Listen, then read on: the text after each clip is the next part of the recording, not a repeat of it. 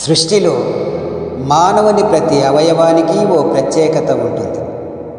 చిన్ని నాలికే కదా అని 32 దంతాలు పంతాలకు పోతే, దంతాలు నాలికతో పెట్టుకోకండి మీ పంతాలు, రాలగొట్టించగలదు మీ మొత్తం దంతాలు, ఆపై బాధలు పడినా లేదు ఏ ఫలితాలు.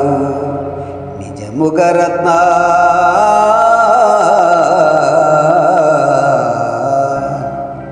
దంతాలు నాలికతో పెట్టుకోకండే మీ పంతాలు, రాలగొట్టించగలదు మీ మొత్తం దంతాలు, ఆపై బాధలు పడినా లేదు ఫలితాలు. నిజముగా రత్న.